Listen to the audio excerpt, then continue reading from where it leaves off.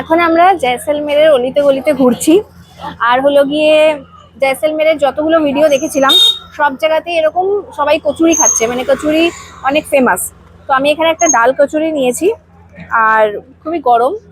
দেখি কেমন খেতে। একদম জয়সলমের ফোর্টের থেকে পাটওয়াও কি হাভেলি যাওয়ার যে রাস্তাটা সেখানেই।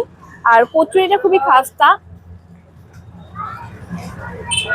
খুব ভালো খেতে। এবার বুঝতে পারছি কি লোকে এখানে কচুরি খেতে কেন পছন্দ করে। আমরা কিন্তু দিল্লিতে এইরকম স্বাদের কচুরিটা যাচ্ছি। যাওয়ার পথে এখানে বাড়ি ঘর আছে এবং প্রত্যেকটা বাড়ির গায়ে আমরা দেখতে পাচ্ছি এরকম কিছু বিয়ের ডেট, তারপরে নাম, তারিখ এইসব লেখা। তো প্রথমে বুঝতে পারছিলাম না কি এটা জিনিসটা কি। তো পরে বুঝলাম কি যার যবে বিয়ে হয়েছিল সেই নাম তারিখ সব ডিটেলসটা এখানে লেখা, মানে এটা একটা নতুন জিনিস। আর তার সাথে এরকম দেখো গণেশের মূর্তি বানানো। তো এই জিনিসটা মানে নতুন কোথাও দেখলাম কি রাজস্থানের এরকম জয়সলমেরে বাড়িতে বাড়িতে।